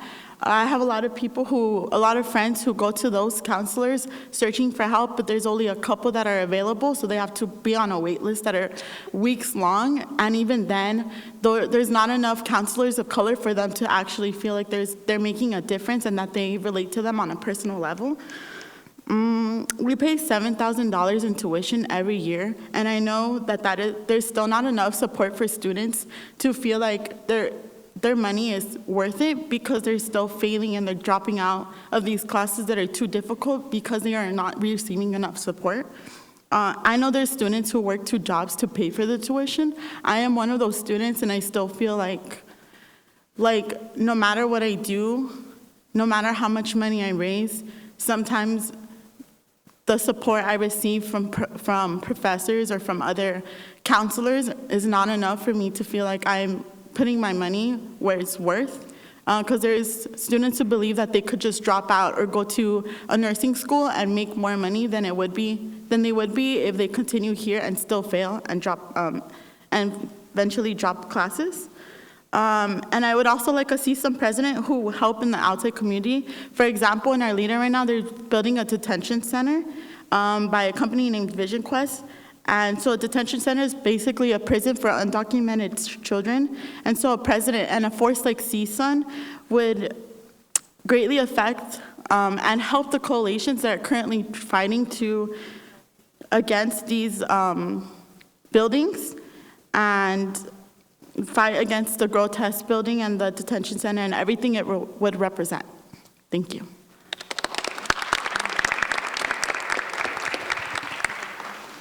Hello, everyone. My name is Kathy McLeod, and I'm the director of Ncod Deaf and Hard of Hearing Services here on campus. We provide support services, including interpreters, transcribers, note takers, and different activities for our deaf and hard of hearing students here at CSUN. We're the largest deaf and hard of hearing population amongst the 23 campuses in the CSU system. We've got approximately 150 students. The next highest has about 39, all the way down to 0. Some have 5, 10, 20, 30, but we have the largest number here at CSUN. So I'd like this next president to really value our program here, because we are the largest. And obviously, the budget is much bigger than many of the other campuses in terms of funding those support services. Because there's a little bit more inequity.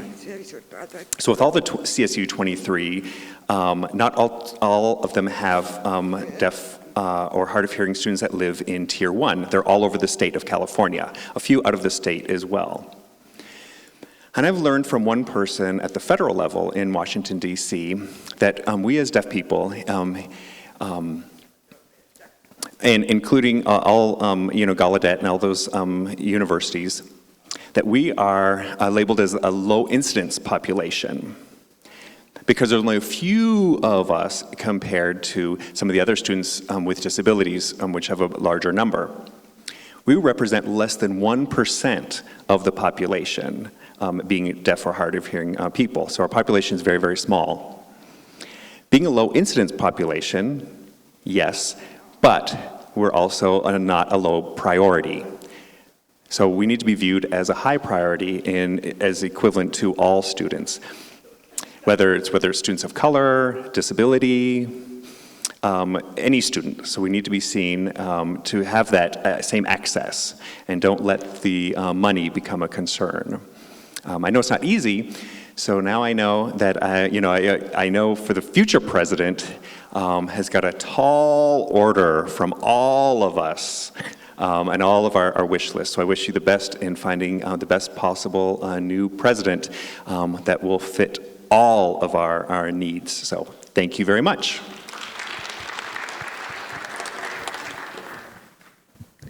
Good afternoon. My name is Rosa Rivera Furumoto. I'm a professor and associate chair of the Chicano Studies Department. I did want to thank you for being here to listen. And I also want to thank all the people in the audience, my colleagues, the students and staff that are here to listen, right, and to learn and contribute. I think it's a little hard for me to express what I want to say, but I'm going to do my best here. So first of all, it is that I think what I want you to know about CSUN students is how amazing they are. So the bulk of them come from working class and poor families. And yes, it's true, they're diverse, and they're diverse in many ways. But at the end of the day, what I value the most about these students is their strength, is their power, and their determination. That's what has made the CSUN campus unique. Others have told you that we have an ethos here at CSUN. We have a history. We are a radical campus. We are a campus that fights for justice, social justice, for equity, and we are an anti-racist campus. And one of the things that goes with that is that our students and our faculty and our staff are critical thinkers. What you've heard presented today are people that think deeply and critically about the things we are facing in the world globally with environmental and other issues and immigration and migration issues, but also locally to the detention center that the student in front of me spoke about. And we're all engaged in these struggles. What we need our president to understand is to not be afraid of us, to be willing to go into a room and hear differences of opinion, and an hour or two later say hello and be comfortable with us. And I think that's one of my greatest concerns, is that so many of the administrators that we've had to engage with seem to be afraid of the students and afraid of faculty of color, and that deeply disturbs me. So what I am talking about is about an issue of humanity, that we as people of color, as faculty of color, and not only faculty of color, white faculty as well, have been treated as if we are less than human because we try to stand up for social justice and anti-racism. The most important thing we need, I don't care what color our next president is, I really don't. And I'd prefer it not be a person of color who's an idiot and who just toes the line, you know? What we need is we need a president who has morality and integrity and ethics. This is a person that will tell us the truth. And even if it's a truth we don't want to hear, that we can engage with them around the truth. We need a president who believes in CSUN and our dreams here and what we're about on this campus. This campus is the most amazing place. I've been here over 16 years and I wouldn't trade it away. Our students are the most amazing young people, and they are makers of history. They have stood in front of the Board of Trustees, all of us locked in arms, because I've seen all of you already, and you saw me, and we have stood up to chant and to shout and to scream that we want ethnic studies, that we want social justice, that we want equity on our campuses, and that we care about the most downtrodden of our students. That's what we need in a president, is a person with vision. And at the end of the day, those of you that are sitting at the table that are going to choose that person, you all need to get that. Because if you don't, we're going to be repeating what we just went through, which is a president that doesn't get it, and then the whole campus there's a lack of trust, there's a lack of hope. It's horrible. These last 3 years have been some of the most horrible on this campus. That's all I have to say. But I hope that it convinces you of what your duty is. Because if not, the people in this room and the people across the campus are going to hold you to it. And whoever our president is going to be held to a very high moral, ethical standard. Thank you.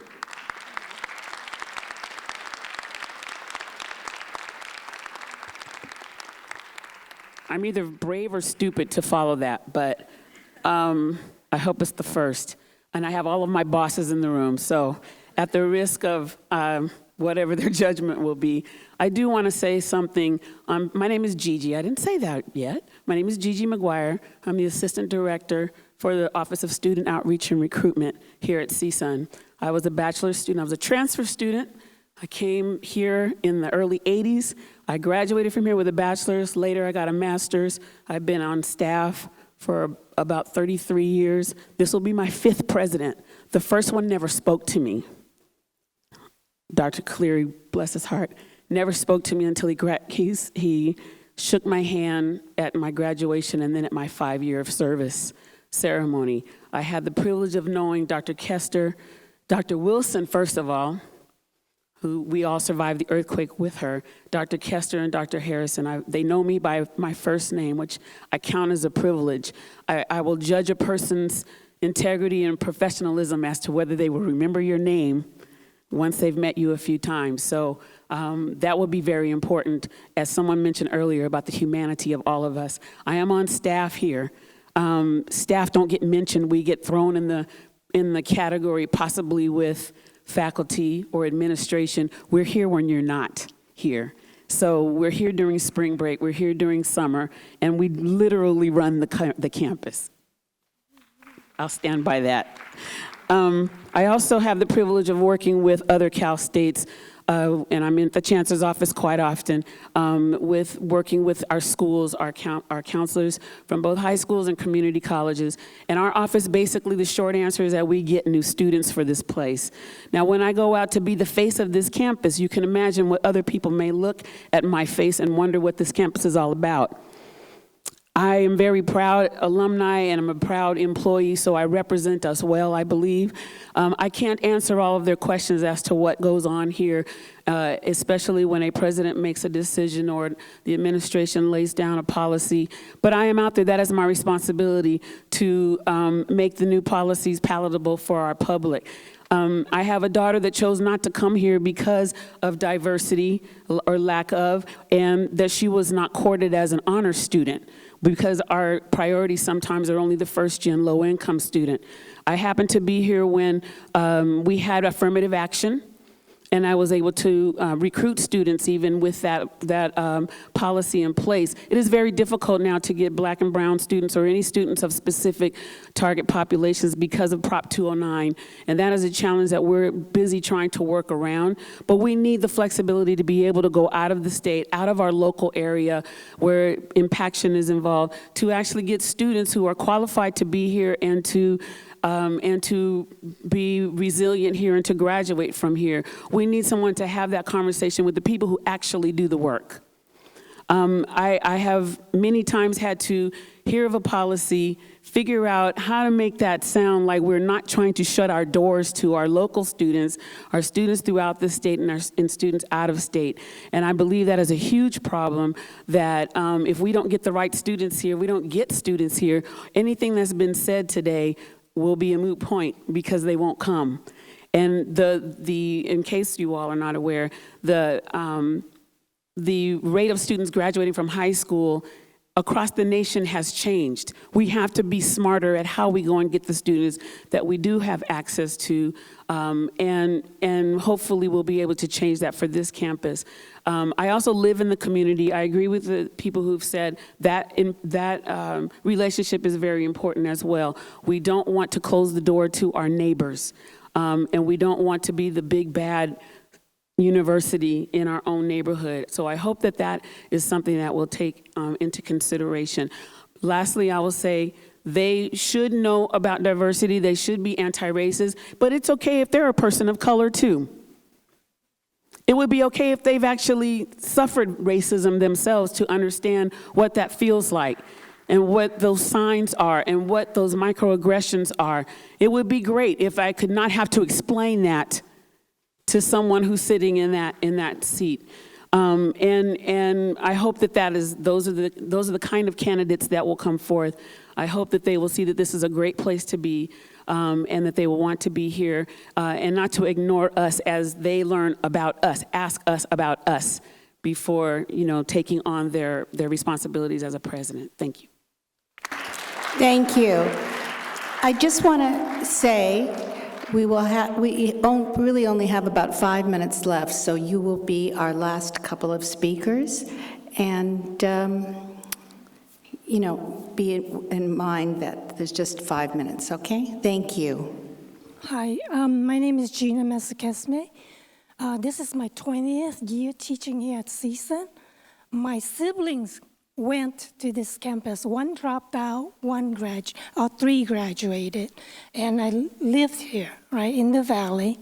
I'm an immigrant. Years ago, when impaction happened, I came to a meeting to speak out against it. As a person who grew up in the valley, part of my childhood was in Pacoima. And so I experienced the diversity.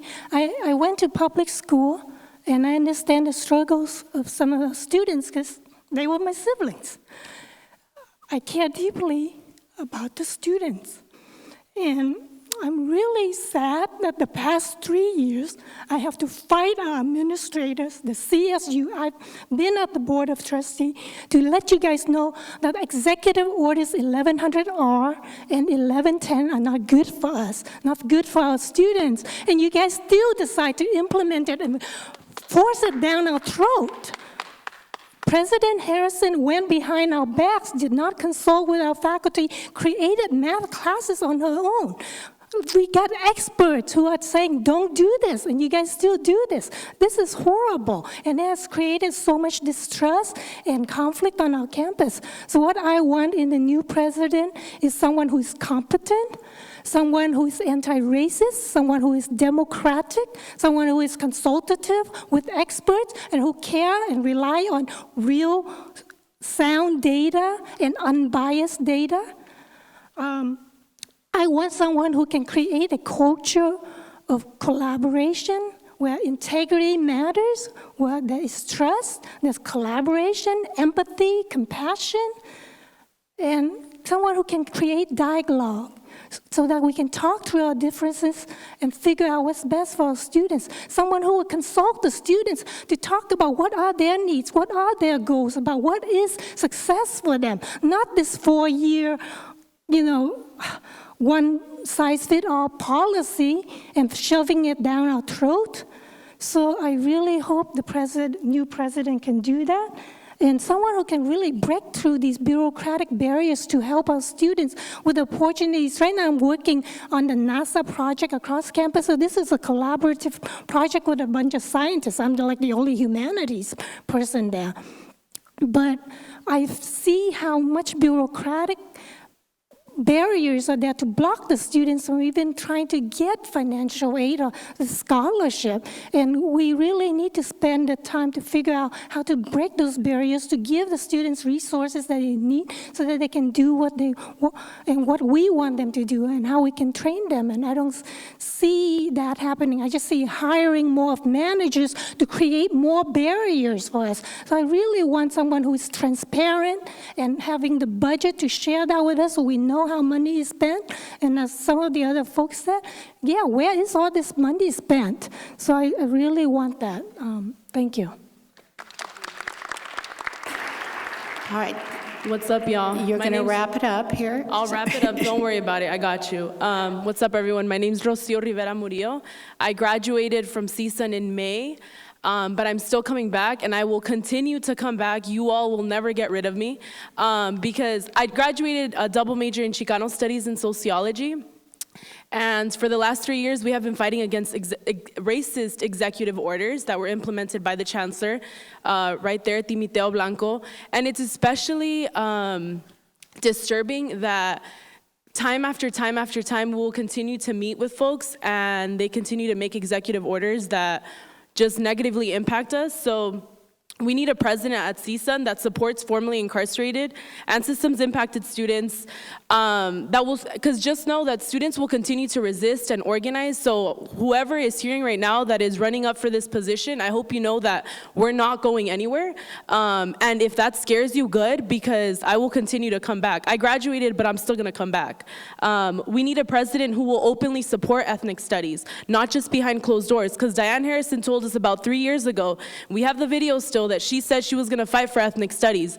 She didn't do that because the executive orders were still implemented. We need someone who will hold their colleagues accountable when making racist remarks. I'm looking at some of you right now, and I know some of you had said some racist ass shit because I know people that are sitting in these committees that tell me, listen, someone just said something really racist and I didn't know how to respond to it.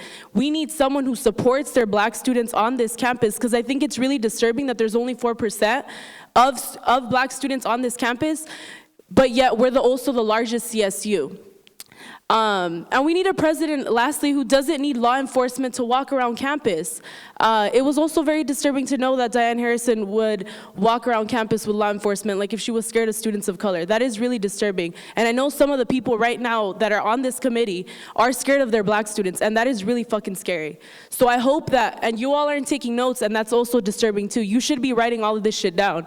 Literally, you should be writing this down because this is important. And I really hope that this wasn't a waste of time and that all of us here got up so graciously and said something is actually going to be taken into account. Because I'm gonna, like I said, I will continue to come back. And if this next president is racist, we will continue to fight and we will continue to make their life a living hell. And we will continue to make any other chancellor who continues to implement racist executive orders. But yeah, that's all I have to say. I told you I'd make it sweet, so sweet and short. Thank you. And just before we close, I want to remind everyone that this is webcast live. We are taking notes, and it is webcast live, and it is web archived, so it'll be watched many times, and especially by anyone that's considering to come here as the next president.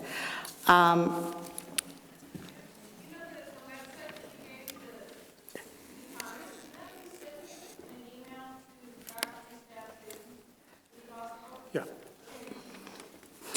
All right, well. So it will be at the CSUN website for the president search. It will have, we'll send it out we'll get it through the campus, yeah. All right, well, I want to thank everyone today. It's really, you don't know how much we appreciate you taking the time to come here and spending this time with us and speaking with us. We need your help in this search, and I know everyone is a very busy person here today, and we really appreciate your time.